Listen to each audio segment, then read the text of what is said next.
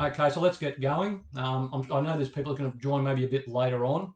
So I had to start at one time or another because I know there's not many in this group yet.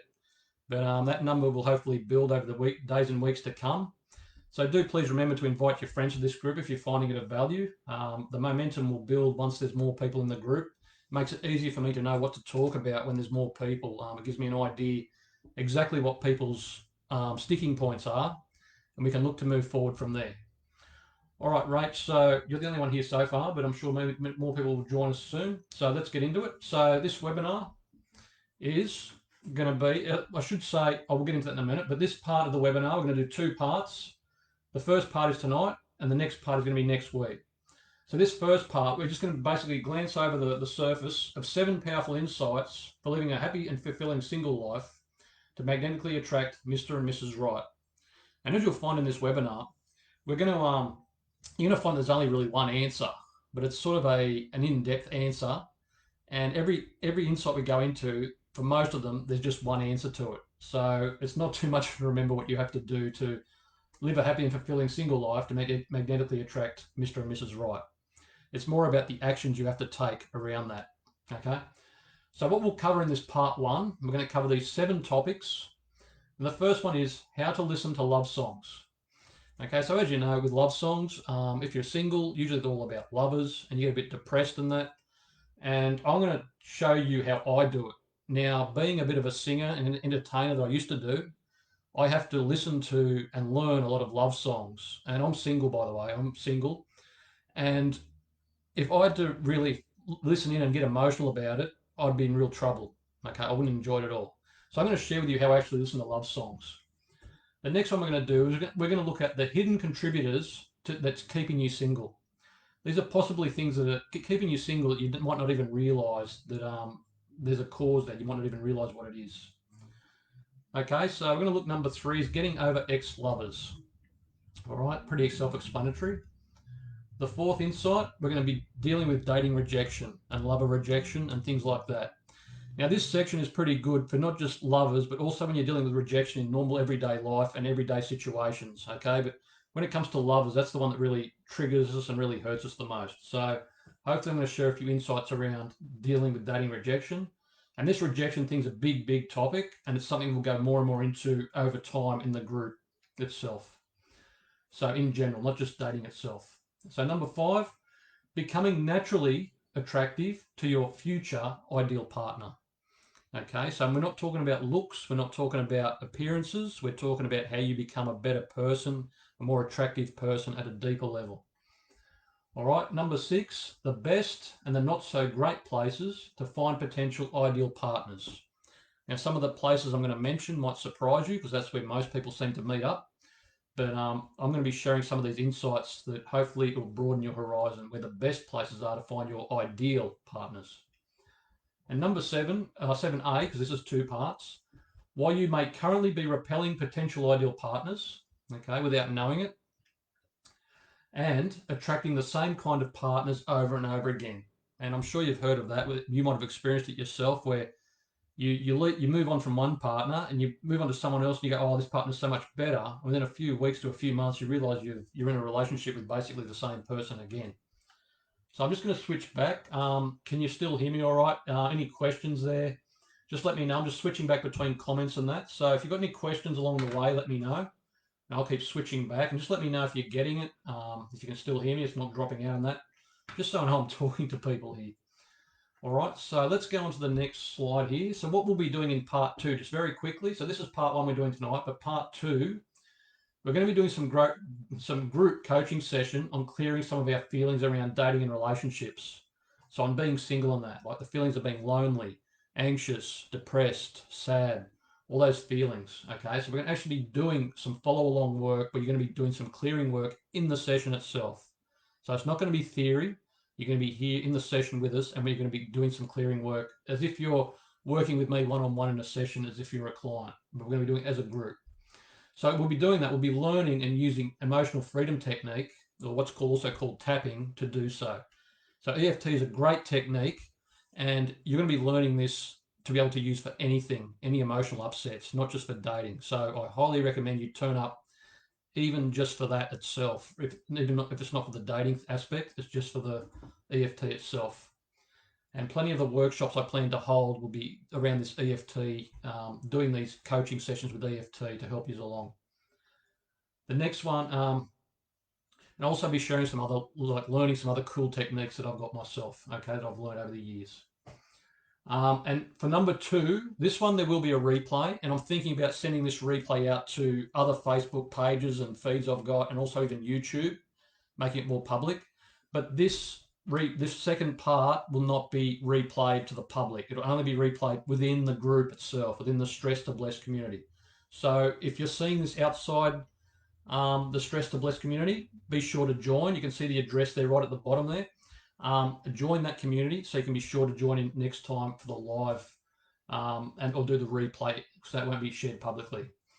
Okay, very quickly, the pet prep talk. Okay, so these are just my thoughts from personal experience and knowledge base. Okay, so just have an open mind.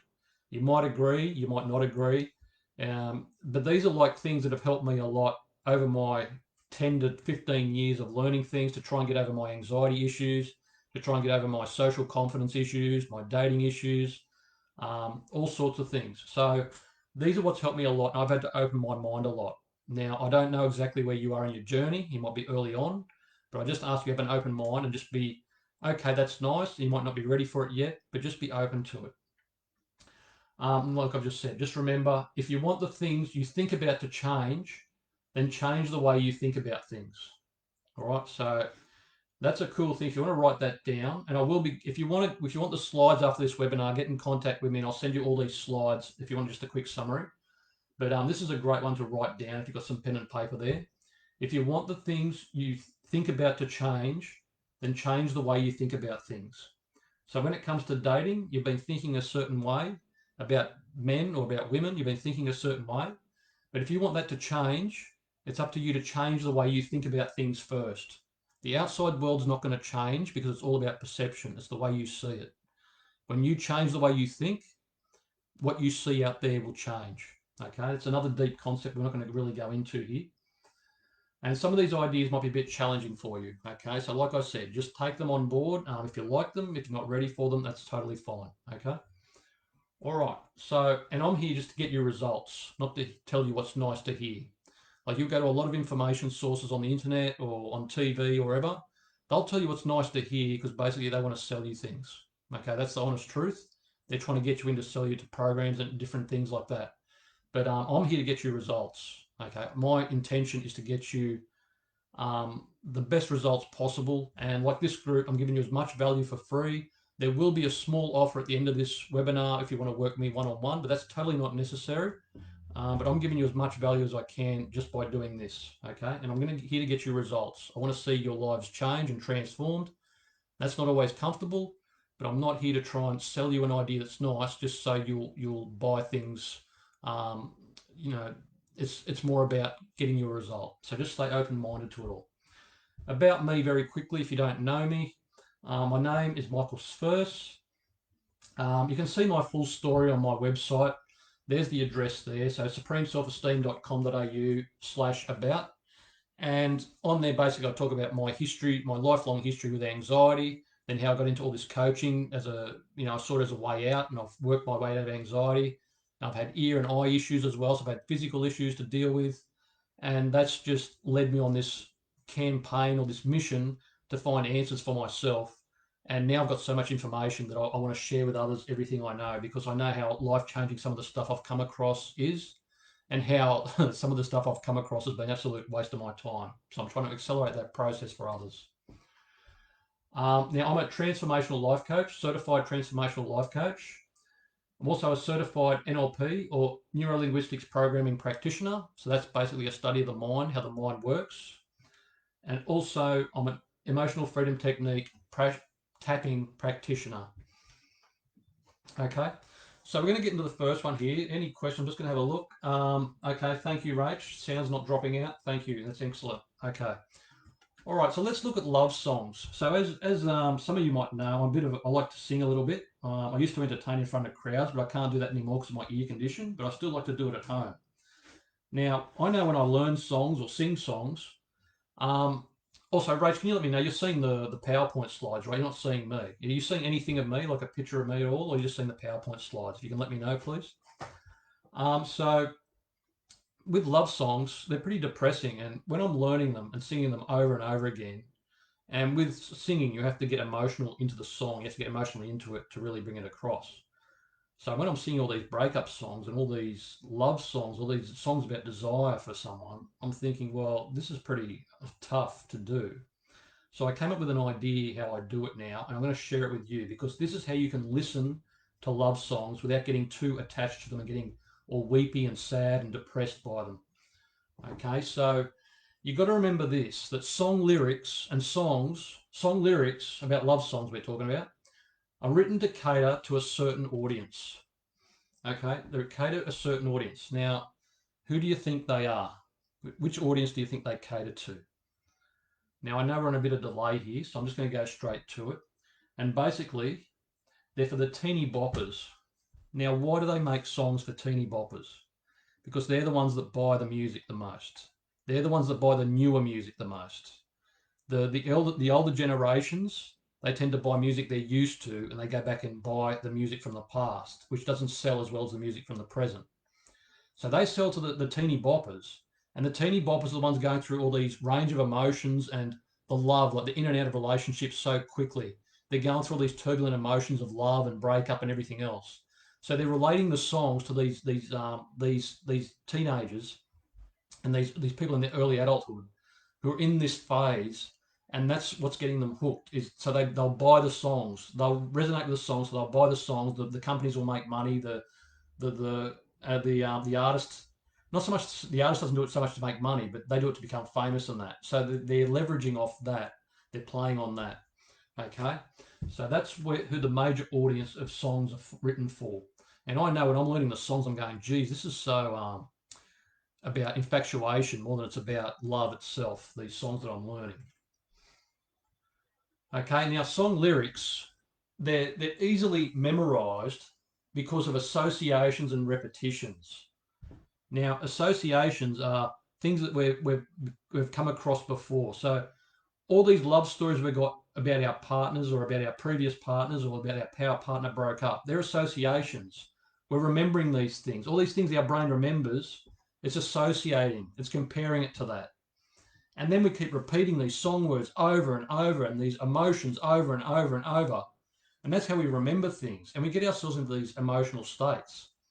And that's becoming like this, doing this. This is what makes them affirmations. We're singing these songs, we're creating these affirmations out of these songs, like, baby, I miss you so much. So we keep singing, baby, I miss you so much, I miss you so much, I miss you so much. And we're seeing that in our mind's eye. We're going to generate the feelings of missing that person so much. And it's becoming an automatic habit. We're affirming that. It's become a belief for us. It's becoming an emotional pattern. Now, the solution to all this is how I do it. And this is what I suggest you do if you're single, especially. Is you sing the song to your higher self or to that part of you or your younger self, even your younger child, that childlike thing within you, or you sing it from your higher self. So it's like that inner child, that higher self singing it from you. So it's coming from you rather than away from you. You're not singing it to someone else outside of you. You're not singing it to some fantasy outside of you. It's all about that higher self within you. You're singing it to yourself. It's a love song sung to yourself, or it's a love song you're singing to your inner child. And sometimes what I might do is even I'll edit the lyrics on the fly as I go, so it makes it more common sense how it fits in with me, how it fits in with my life. Okay, how it fits in with me, and that has been so much easier for me to be able to sing then. I'm not miserable after I finish singing. I can sing for 1, 2 hours at a time. So you can imagine how miserable I'd be if I'm singing all these love songs and I'm single and singing about breakup or desire, how much I love someone. I don't even have anyone to think about like that. But when I'm singing about myself, how much I love myself, just think of the power there is in that, rather than thinking about how much you beat yourself up so much all the time. Right? You're creating an affirmation around that, the belief around that. And because music is so easily remembered, because you're going through all the senses, you're going through the visual sense, the auditory sense, the kinesthetic sense, all the memories, you're really linking that like an affirmation, a really, really powerful affirmation. All right, so if I've got any questions on that, let me know. It's on a delay, so I'm going to keep going. Okay, excellent, Rach. I can only see the slides. Well done. Thank you, Rach. Appreciate your assistance on this.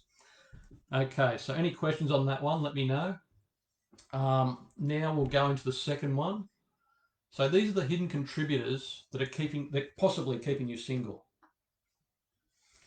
Okay, so your friends, right?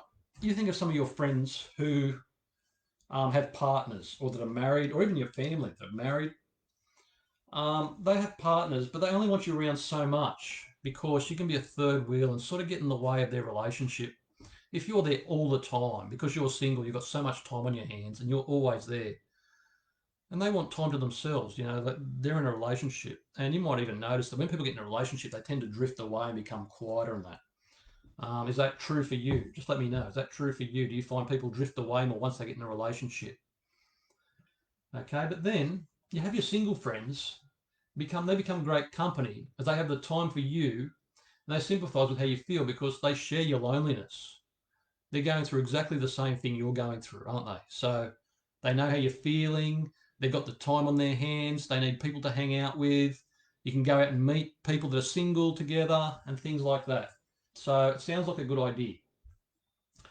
But what happens if you suddenly find someone? What do you think is going to happen then? Are they going to be really wanting you to find someone? Consciously, yes, they probably want to see what's good for you. You're happy, good for you and that. But unconsciously, what do you think might happen? Do you think they might try and hold you back from getting together with someone? Because then they'd be left all alone, wouldn't they? They might have other things. You might have a group of single friends and that, but um, they're going to try and unconsciously. They might not do this on purpose. They might not realize this, but they might, like, say you find someone, you go, "Oh, this guy's great," or "This girl's great," and I'm thinking about seeing more of her and that, and they might find things about that person that aren't good, or they see the negative in that person. They'll sort of bring that up to try and keep you away from that person, and they might not do this on purpose. Okay, it's all unconscious strategies going on for them. So it's just something to keep in mind. So it might be a bit better to hang around people who are got partners, so they sort of want to get rid of you in a good way. Your coupled friends want to match you up and see you succeed, probably more than your single friends do. So just a bit of a mindset shift there, just a way to think about things. Okay, I'm not saying don't see your single friends, don't hang out with them, but just be aware of this. That when they're saying something against the other partner or they're trying your new partner, they might be running some unconscious thing where they don't want to lose you or your company because they'll feel lonely themselves. Okay, so just something to be aware of, and just keep it in mind if it seems like they're trying to keep you away from that new person or they're thinking it's not a good idea. And they might be genuinely concerned for you. They might bring up good data, but in the end, just keep this side in mind as well. Okay. Now we're going to some more hidden contributors now, and that is reality and standard TV shows, movies, and gossip magazines. All right, so when we think about it, like you think of shows like Married at First Sight, and I've watched probably 5 minutes, if that, and I've seen the commercials and that. I just cannot watch that show because I can see it from the outset that they're creating, the producers are creating dramas. They're picking the people who are the most dramatic and the ones that are going to pull in more eyeballs to watch the show. And the way I see those people on those shows, they're very immature. They're not really in a space to be ready for love. Then they're very young as well. Okay, so I'm not blaming them. I'm just saying they're not ready from what I can see.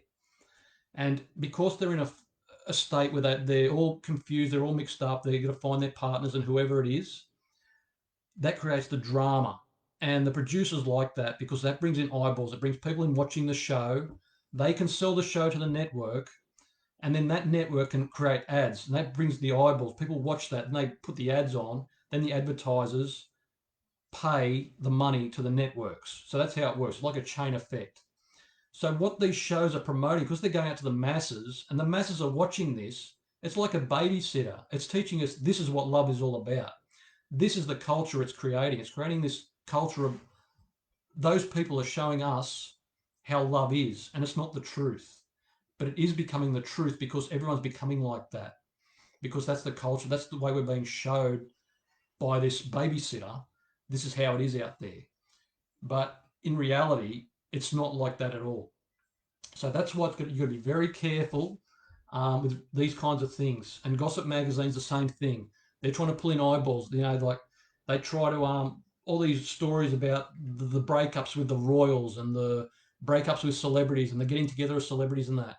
That's what they're doing. They're trying to dramatize it to pull in the readers so you buy the magazines. And they create a culture of what dating and what men or what women are like.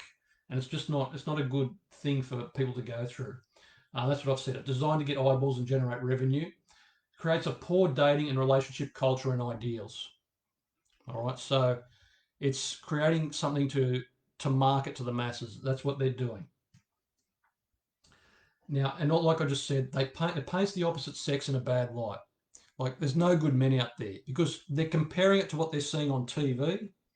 And usually on the TV to create their drama, they're saying, oh, men are all like this, or men are all like that, and women are all like this, women are all like that. They create the drama and the conflict. The conflict is what creates drama. And it paints the opposite sex in a good light. And you're going to start seeing, and you start focusing on what they're showing you, you'll start seeing that in men. You'll start seeing that in women. And it'll start to distort what the truth is about men and women. And the fact about men and women is they have some good and they have some bad qualities. Or not, I won't say bad qualities, but they have some. Men are different to women, and women are different to men. That's how it is. And I'll tell you something, a really interesting, funny story. I still wish I had this article. I can't. I wish I would have kept it, but I saw in a local newspaper one day a dating coach who'd been a dating like she put partners together like a matchmaker sort of thing. And she said that over her 15 or 20 years, or something astronomical like that, like 15, 20 years she's been doing it. And she said over 15, 20 years, the one thing that she's noticed is that men and women are different. And I'm thinking, like, are you serious? Like, I could have gone up to a 5-year-old child and asked them that question, and they could have told me that. So it took this dating matchmaker 15 to 20 years to work out that men and women are different. So men and women are different. It's just a fact of how it is. So, and they're going to amplify how bad men are and how bad women are in order to bring up the drama in these shows and these magazines and everything. So be aware of that. Solution is basically avoid getting addicted to the drama and focus on what's really true from your own experience and real knowledge.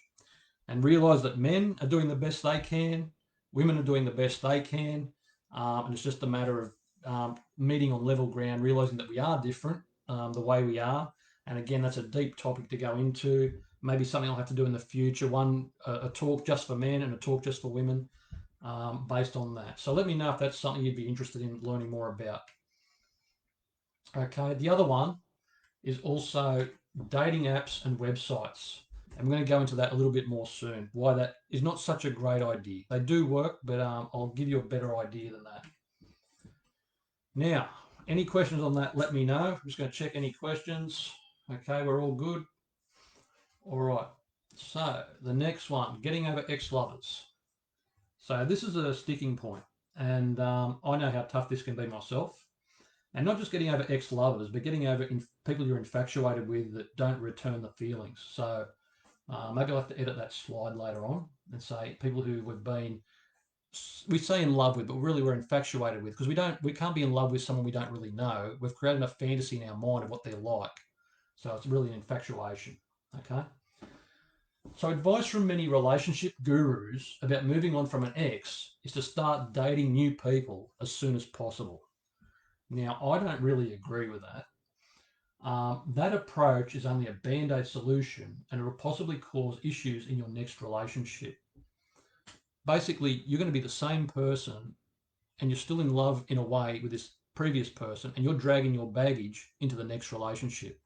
And you're using, in a way, that new relationship or that new person, or these people you're dating even once, you're using them to try and get over these feelings of your ex-partner. So I don't like that myself. I'm going to show you a better way in how I actually did. I'm going to share you a story. But first, let me share this story of a former client in a relationship.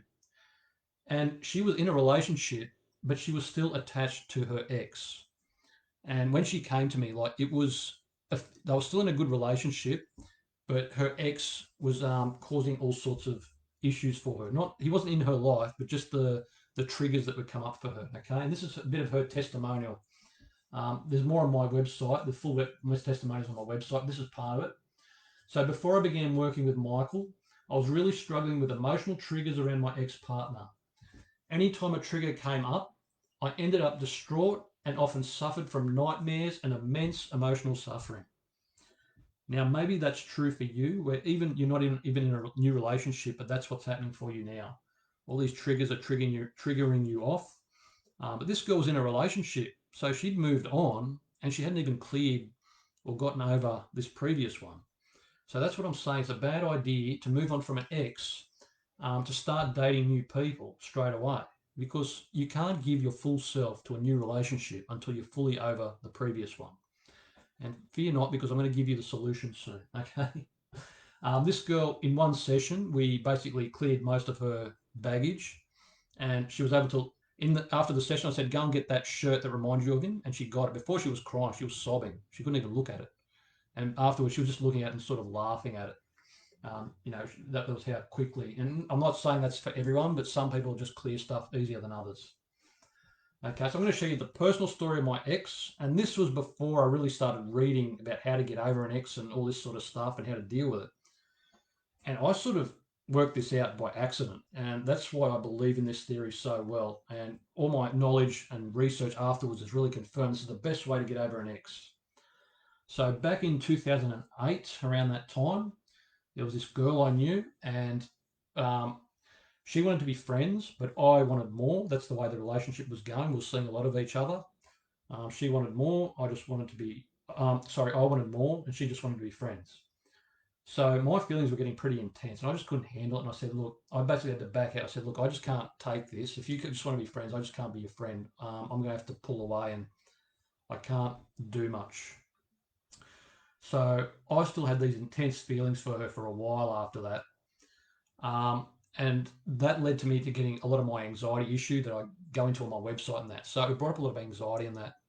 And I thought, gee, this isn't good. Like, I can't keep having this anxiety come up every time I go through these situations with women and that.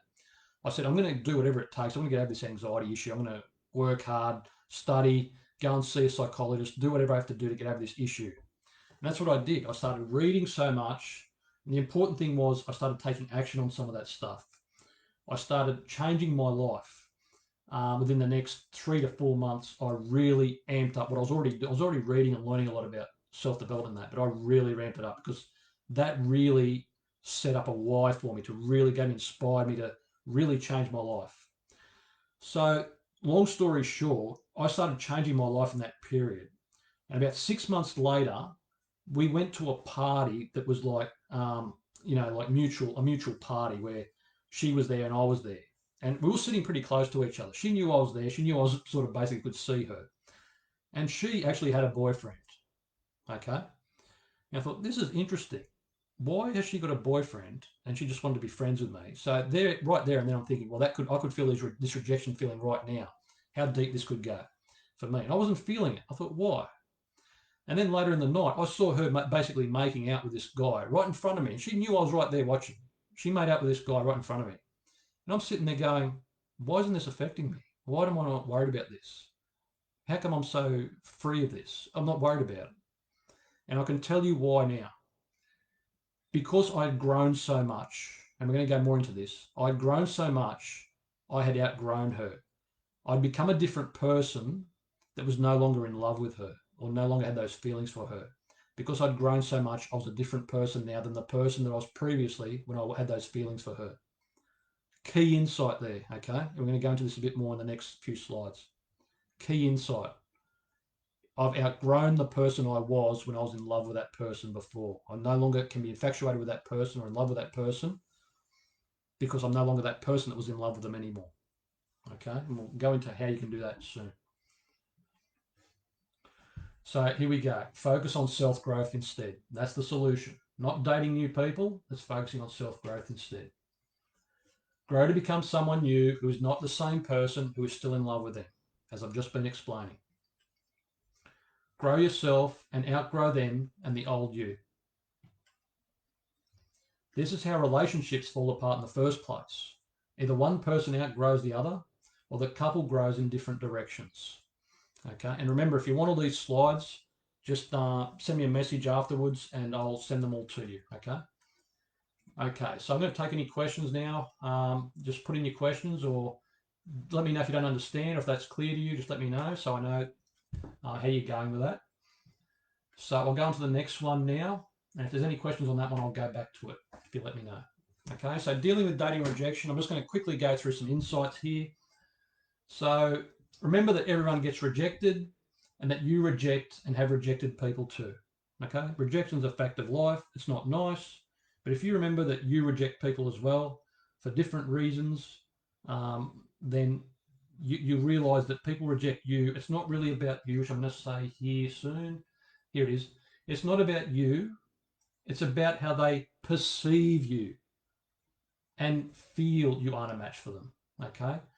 It's their map of reality. It's how they see you. It's not you. It's how they see you through all their beliefs, their values, their lenses, their everything they've been programmed with. It's how they perceive you, and they feel that you're not a match for them, or something's not right about you for them. It's not, they're not rejecting you. They're rejecting the perception that they have of you. Okay. So another little thing that you can use there to help you with your feelings of rejection, just that little insight there. Now, the more you get rejected, the easier it becomes. And it is tough the first few times, let me tell you. Okay. And I know that, um, from basically getting rejected a lot, like even what I'm doing now with the coaching and putting this on, I know people are going to reject what I'm saying, what I'm teaching right now with all these concepts and that. Okay. But I'm okay with that because I'll tell you why I'm okay with it. Because I know there's going to be people who do resonate with it. And I'm focusing on the people who do want or are in line with what I'm saying right now. The people who reject me, that's fine because they can go and find someone else who can help them and it's more in line or more aligned with how they want to, take this all on. But the way I do it, people will follow me or come along, or come on board with me. I'm focusing on them only. All right. And remember, it's just feedback. Rejection is just feedback and inspiration to work on yourself more rather than a failure. And I'm going to share you a story from a critical reviewer that I had in my singing career when I was entertaining. I found an anonymous restaurant review because I used to do some singing in a restaurant. Anonymous review, and they said basically the restaurant was blah, blah, blah, whatever they said. And they said the performer, which was me, they said the performance was tacky. And I thought, wow, okay. And that really hurt me. And I thought, why am I doing this? I remember sitting down in my lounge room thinking, basically holding my knees and thinking, why am I doing this? Why am I embarrassing myself? Is this what people are really saying about me? And then something clicked in me. I thought, you know what? I'm going to teach this woman. I'm going to, it was a bit of a negative, unresourceful way to do it. But I basically said, you know what? I'm going to teach you a lesson. You watch. I'll prove you wrong. So I went about myself. I went and practiced my singing even more. I went and got a new outfit and everything else like that. I worked harder at it. And then I realized when I was in the shop doing the actual shows, I thought, you know what? There are people that were always rejecting me. Don't get me wrong. There were people who would ignore you and this and that. But I started focusing on the people who were paying attention, who were enjoying it, who were getting involved. Even if that was only 3 people out of 50 people, I'd focus on them only because I was giving the value to the people who wanted me there rather than focusing on the 47 people who were rejecting me. Okay. So that woman, if I ever met her again, well, I don't know who she is. I'd never know who she is. But if I ever ran into her and I knew who it was, I'd be thanking her because she helped change everything for me. Okay. She shifted a lot for me. She made me work harder. And, I didn't do it for her. I did it for the people who did enjoy the show, in the future. So in the future, I became a future version to help my future potential, what do you call them, audience to enjoy it more than they would have in the past if it wasn't for her. Okay, so that's how I dealt with that rejection. So that's one way you can look at it. If you improve yourself again, use rejection to improve yourself, to change your life, to move you forward. So you can see the themes repeating: grow yourself, grow yourself, grow yourself, grow yourself. We're going to keep repeating it because that's the answer to just about every problem you've got. Okay, so becoming naturally attractive to your future ideal partner. Let's check if there's any questions. No questions. Okay, we'll continue. Becoming naturally attractive to your future ideal partner. All right. So use this time while you're single, here we go again, to grow yourself and become the best version of you that you can be. Why not? Why waste it looking for someone and someone who was at the same level as your previous partner? Why not grow and get ready for that next partner? Use your time usefully. Now you're single, you can do all these things. It prepares you to attract and be ready for an even greater partner than you are currently capable of attracting and keeping right now. All right, so think about that. If you wanted to date, let's say Hugh Jackman came along, or who's it, some attractive female, whoever it is, do you really think you could attract them right now the way you are right now? Now, I'm not saying you might not ever get to the level of a Hugh Jackman or, a female equivalent, but you're always striving for that. You're always looking to improve yourself more and more to get the best partner you can for you. Not only do you do that for yourself, but you inspire. If you've got children, your own children, you've had children from a previous relationship or marriage, you're inspiring them to improve their lives as well, to find the best partner they can find for themselves as well in the future. Okay, so remember that if you've got children, that's a great inspiration to do this as well, to influence them to find a better partner for themselves. Now, key insight, write this one down. You don't attract what you want in a partner or whatever in life. You don't attract what you want. You attract who you are. So who you are right now is what you're going to attract right now. Who you become in the future, if you work on it, that is who you will attract in the future. So that's why it's great to know exactly what you want in a guy or a girl, or whoever you want. Work out what you want, and then you work towards becoming that person who would attract that kind of person. Okay, so you attract who you are. Okay, everyone works on, oh, I want to attract someone, that's this and that and that and that. They don't want to change themselves. They're looking to be saved. They're not willing to put in the effort for themselves to attract who they want. They just want to give it to them. Then they wonder why they can't find it, or when they do find it, the relationship falls apart so quickly. Okay, so become the kind of person who attracts the kind of partner you want in your life. Now, how do you evolve into someone new? So this is we're going to go into now is basically how to do the answer of evolving yourself, becoming a new person, becoming a higher, more evolved person. Okay, so this is the solution to all these questions, all these insights we've been talking about. Try out new things and experiences. Okay, so try out the new things and experiences, take up new hobbies and develop new interests. And they might even be old hobbies that you've let go because you've been so busy in that. But you've got to take up new hobbies, new interests, take on new experiences. Just take on life, enjoy life, find what you do enjoy. There might be things you try that you don't like. That's okay. That's feedback. Start again. Let's try something different. Okay, and from that something different, that might span out into new areas that you weren't even aware of. So you might go, like look at singing, for example, for me for singing, right? I went and did the singing, and then from there, I got an interest in working out and learning about body and learning about eating healthy and that. Okay, and that dropped away from me after a few years, but I learned a lot about health and how to look after myself in those few years. I got an interest that spanned on from that singing interest. Okay, so just try things. You don't know what might come of it. And of course, as we'll go into, you don't know who you might meet either. Now, that's what I started doing. Like I said, with that example, that girl that didn't want to be more than friends with me.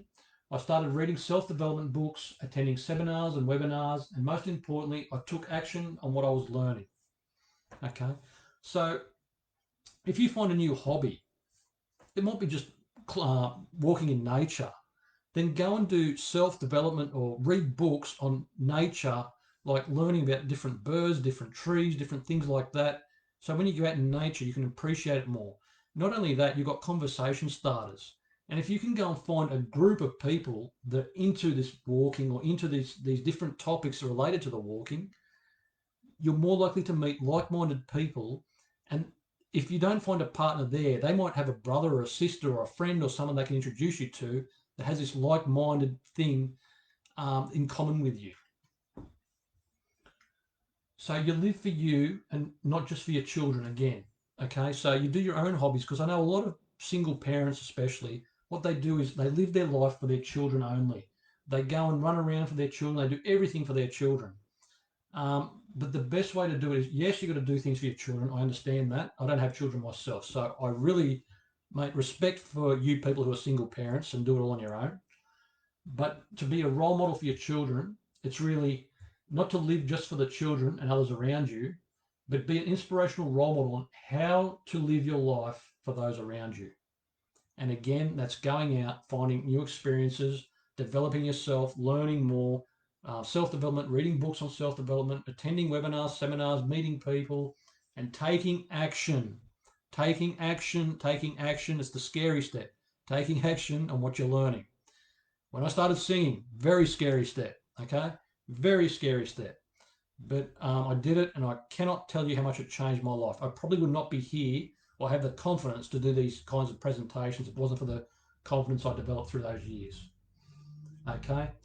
Living your life for you by living by your highest values and living life on your terms will lead you to being more authentic, respected, charismatic, and naturally attractive. Naturally attractive. Not through appearances, not through makeup, not through working out, all those things that like enhancements on this. This is charisma. Charisma can only be done by living by your highest values and living authentically. And people will respect you more for it than they'll respect you for your appearance and everything else like that. This is naturally attractive to people. You think about the people that got charisma and you are naturally attracted. I'm talking about they could be the same sex or even the opposite sex, doesn't matter. They're the people who are authentic and they live by their own terms, their own values. They know what's important to them and they don't subordinate to others. They live by what's important to them. All right, so we got any questions on that? No, not many people watching, so I can see there's no questions. So let me know if there are any questions. We're coming up to the sixth thing. So we're moving along, which is good. I'm hoping I'm not moving too fast, but like I said, these topics, I'm going very surface level here. We're just browsing over the top, and in time in the group, we'll look to dig deeper on various topics and get deeper with similar sorts of talks like this and workshops. All right, so are you interested to know in the best and the not so great places to find potential ideal partners?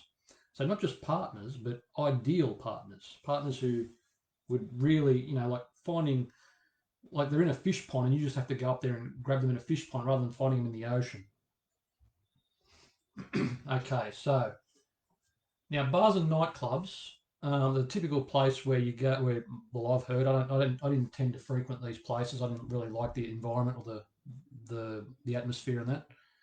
But they attract a certain kind of people, and they're basically the people who are there to hook up for basically a one night stand or just something, a quick short term relationship, or they're just there for a good night or just a night out with friends and that. So they're not really there for something long term, and I'm sure people listening to this are after something longer term and something like an ideal life partner. Okay, so that's why I don't really think this would be a good option for people to looking for a long-term partner. Now, online dating sites and apps, they want to keep you single, believe it or not. You think about it. When you get on an online dating site and you're paying for it, and you might not be paying for it, but someone's paying for it somewhere. Maybe the guy's paying for it, or you have to pay to. I haven't been on online dating sites for over 10, 15 years, so I don't know how they work much anymore. But someone's going to be paying somewhere along the line. And the more people they have paying, obviously, the more money they're going to make. Now, don't get me wrong. People do find each other and they get married and they live a happy life afterwards. But you've got to remember on these sites that they want you on there as long as possible. And yes, they have testimonials. Yes, they have success stories. But they want people on there as long as possible so they're making as much money as possible. Okay? It's common sense, really, when you think about it. But I'm just bringing it to your awareness because that's something that people don't really think about the other side of this. So, and also on these sites, if you've got an experience with them, you realise that a lot of people are on there just for the hookups and the quick one-nighters or something quick like that. And they're on some of these people on these sites for years and years, and they say they can't find anyone on these sites. And it's because basically that they're attracting the wrong kinds of people because of their profile or the way they're presenting themselves, basically. So I could do a whole talk on that, dating, online dating, how to set a better profile on that. So let me know if you're watching the replay or whatever. Also, give me send me the questions in the chat, or send me a private message. Let me know if that's something you'd like to look more into, like how to set up a profile and all the ins and outs of dating. Because I've done some research on that in the past, well, many years ago now, but I have to dig it all up and find it. But we could do something like that too. The best way, guess what? Same thing again. There's not much for you to remember tonight. There's only one thing really to remember on how to change things. Find new hobbies and interests, or take your current ones up to the next level. Again, how do we do that? We go read books. We go to the library. How do you know? You might find someone in the library, reading the same section, or a bookstore, the old-fashioned bookstore. I know everything's online these days, and if you can, I know at the moment when I'm recording, we're doing this. There's COVID and that, but you've got to look for ways to find these interests, but also go to these places where you will run into people who might have these similar interests. Bookstores, for me personally, I'd be going to these seminars, these webinars, these bookstores, because I know that's the kind of woman that would, and if they're in that self-development section, I know that's the kind of woman I'd want to more likely get to know than someone, that might be looking in a section on, I don't know, maybe romance novels or something like that, okay? Because I know that she's got something in common with me already. It makes it easier. So if my ears allowed me to go out more, that's probably what I'd be doing more than just going out to dance places or, the nightclubs, bars and things like that. I'd be doing things like that. I'd be going to places where I know there's going to be places where there's commonalities. I already know that person's interested in that topic. We'll go into, I think we're going into that more. Yeah, here it is. And then start hanging out in places where you are likely to bump into someone who shares similar interests and values. Again, let's take the bushwalking example. Join a bushwalking group. You meet someone there. Guess what? There's a guy there. There's a girl there who likes bushwalking. They're single. Guess what? You've got a common interest already.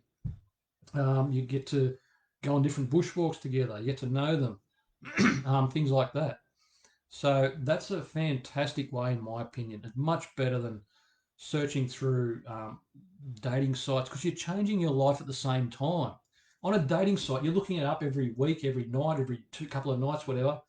You're not doing anything to change your life at the same time. But you go out and look for these. You go to a bookstore and get some books. You go to a seminar. You go into a group activity that you love, something you love doing. You go to cooking classes. You go to dance classes. You're growing yourself. You're becoming someone different. Again, you're evolving yourself. If you're at home browsing the singles sites and that, you're not growing. You're looking for someone to save you rather than evolving yourself. Okay, so I know it takes more effort to go and do these things. It takes time, but it'll change your life much more than just trying to find someone, hoping they'll save you and hoping that relationship will change your life. Okay, it's a much more resourceful way to do it this way. Okay, and join online and offline groups and communities that are related to hobbies and interests that interest you, that you love to do. So find out what these hobbies are. Go and try something. You say, I don't know what my hobbies are. I don't know what I'm interested in. Go out and try something. Just do anything, because you don't know, that hobby might lead to something else. You might go and try, say, for instance, a yoga class, and then you say, oh, yoga's not for me, but then you realize, oh, there's a Zumba class. You go and do Zumba, you go, oh my God, this is the best thing ever. So because you tried the yoga class, that led you to the Zumba. And you're like, this is so good, I'm going to become a Zumba instructor. And you're going to be an instructor, and things like that. And then in the Zumba instructor class where they're teaching you, you might meet the guy or the girl of your dreams, things like that. That's how you grow at the same time as looking for a partner. It's like so resourceful to do it this way. It's such a better way. And I can tell you personally that I'm in a way grateful that I never found a woman to settle down and marry, because I've had to go on this journey of evolving and changing so much that I think that if I would have been in a relationship back then, it would have held me back from so much change in my life. Whereas now I'm more certain about what I want, what I love to do, my hobbies, or what I do like to do, and I'm more likely to find someone who's in line with that now, and they're more likely to grow together with me rather than us growing in separate directions. Okay. So now, any questions on that? How are we going there? Okay, yep. All right, all good. Excellent. Okay, so we've nearly been going for an hour now, so we should be finishing about another 10 minutes, I think. So this section here is in two parts. That's why I've got 7A and 7B. But truth be told, I could have made this the 8 insights, but I decided to split. This one's very similar, so I decided to split into two to make it the 7. So 7A, so why you might be currently repelling potential ideal partners. Okay. So you probably, if this isn't happening to you, you probably know people who say things like, you know what, I talk to someone, they see things seem to be going really great, then all of a sudden they go cold, they go shy, they just don't want to talk anymore, they've lost interest. Okay. So basically, when you need someone in your life, you come across as needy, clingy, and desperate. Okay. Just think about someone who we've all had them in our lives, someone who's needy, clingy, and desperate. Just think how it's just an awful feeling. You just don't want to be around that person. You sort of try to push them away, nicely or not nicely, however you do it. But you just know that when someone's needy, you just feel it's not good. And when you're doing it with someone, the other person starts to feel suffocated and wants to pull away. And you might not realize you're doing this because it's unconscious again. It's the strategies underneath that are running for you from previous relationships and also childhood wounds and that. Okay, so when you need someone, you're looking for them to save you from yourself.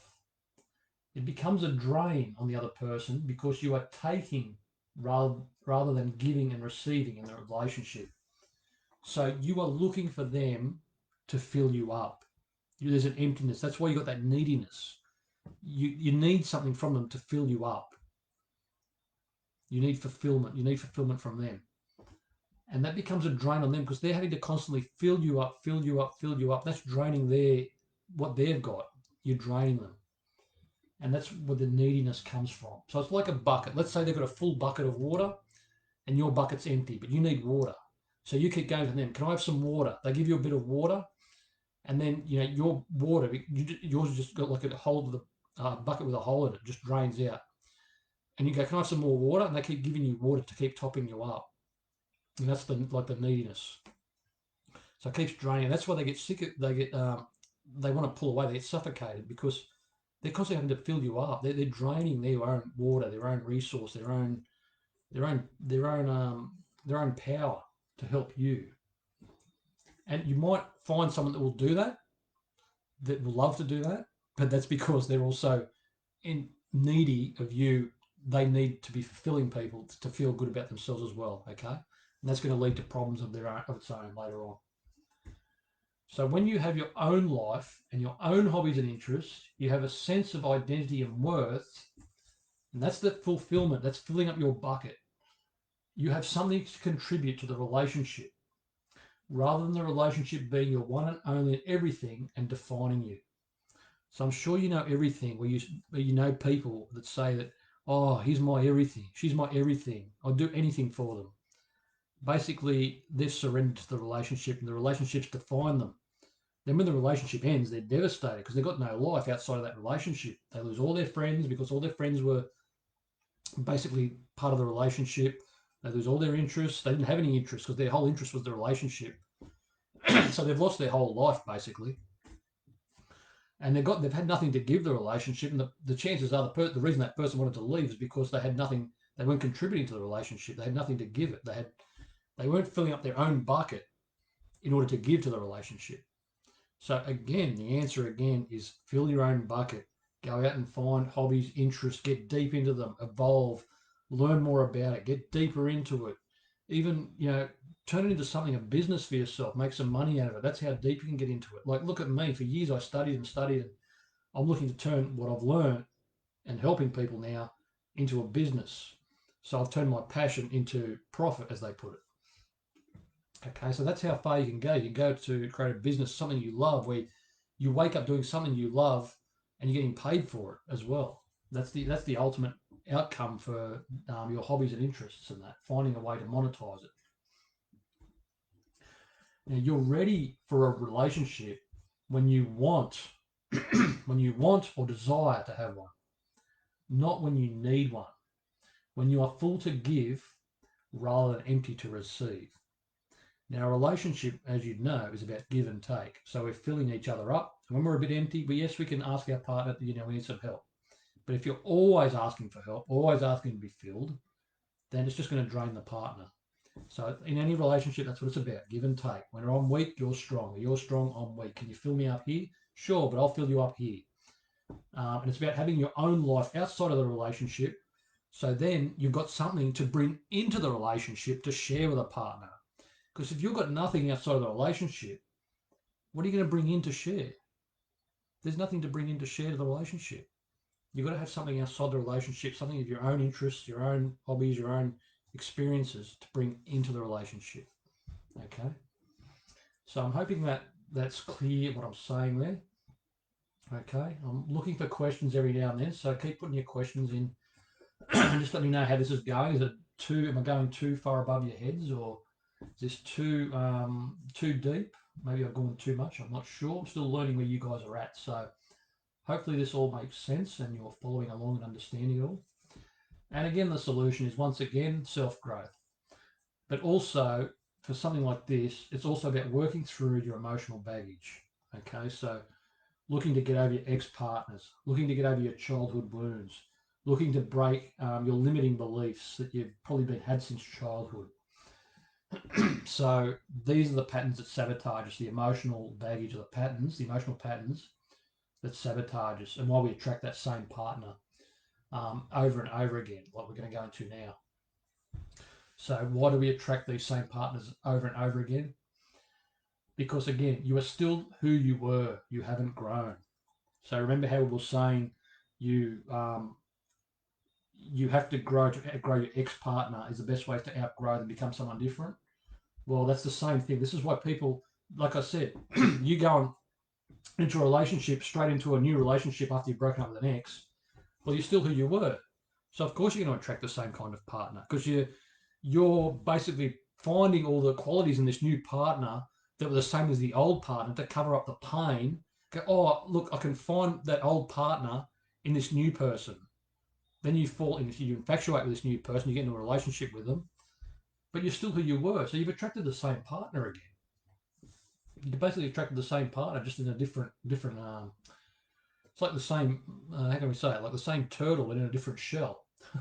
Funny way of putting it, but that's how many. That's sort of how it is. I'm just going to take a sip of water. My throat's drying up.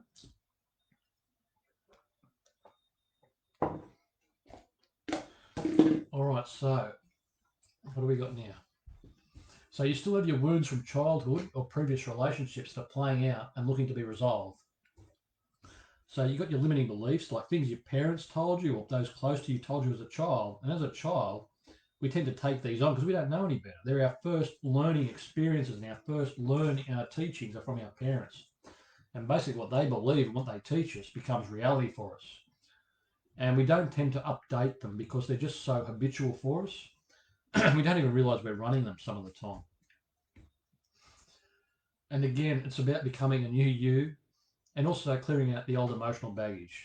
Now, I could have just put on this presentation and just said, like, made it about how to become a new person, how to become a new you, okay?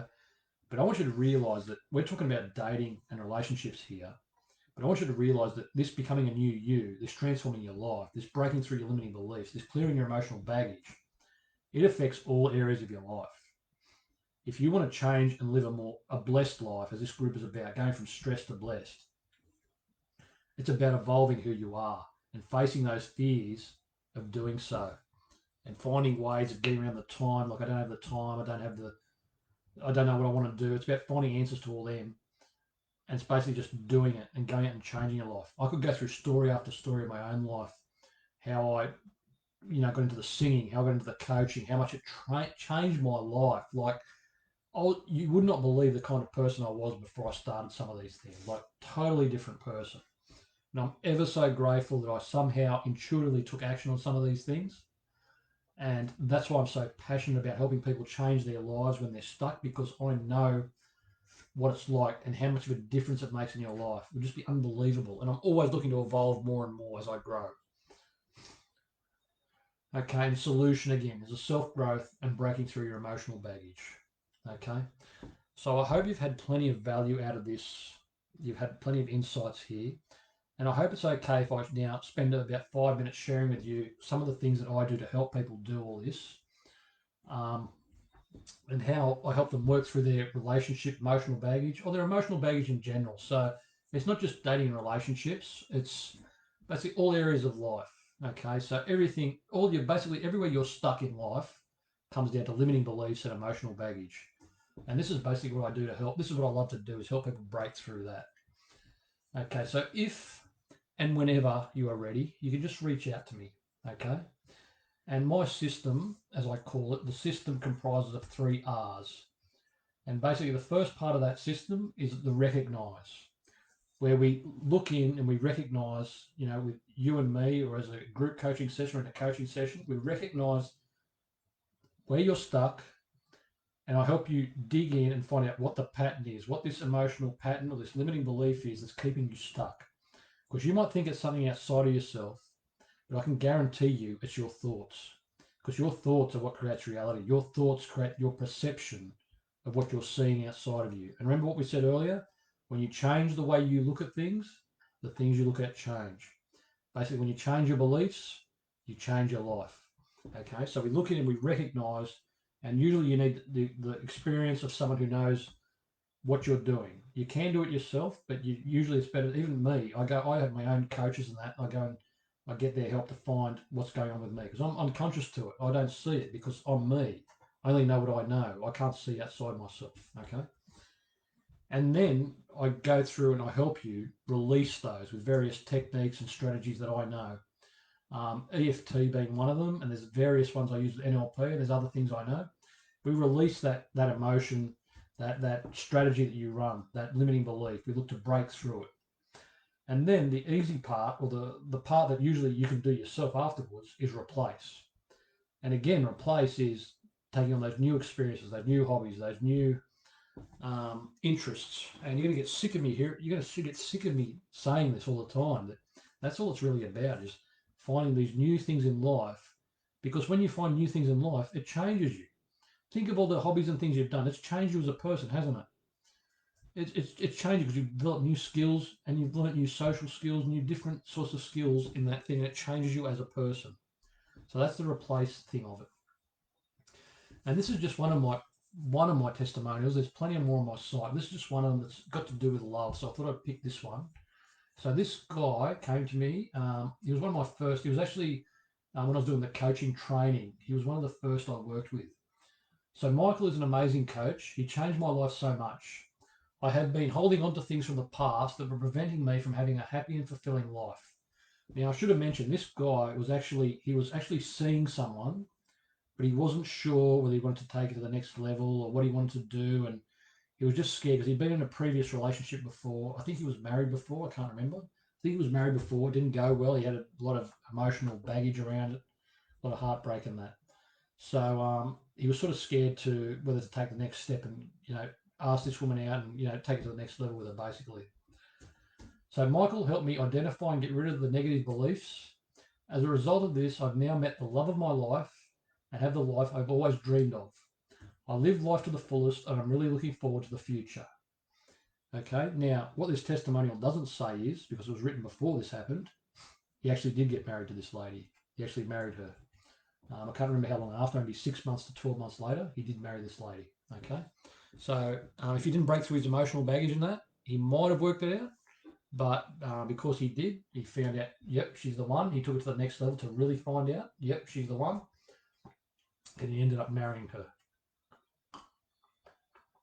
And there's more testimonials on my website. And they all have to do with breaking through emotional, most of them have to do with breaking through emotional baggage. Some have to do with pain relief too, which is a fascinating field, helping people resolve physical pain, because that can be an emotional cause of that too. But most of the testimonials you'll see on my website are all about this breaking through emotional baggage. All right.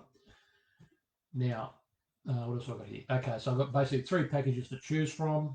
You've got the bronze, which is 3 sessions, silver 6 sessions, and the gold is 12 sessions. So depending on what you want to achieve in that, basically just contact me for full details. I don't want to go into it all here because this is more for the people who wanted the value in that. This is just for people that if and when they're ready, they can approach me and have a chat to me about the best step forward if they want to break through and go to the next level in their life, if they feel things are holding them back and they just can't make that next step. All right, so next session, what are we going to do next session?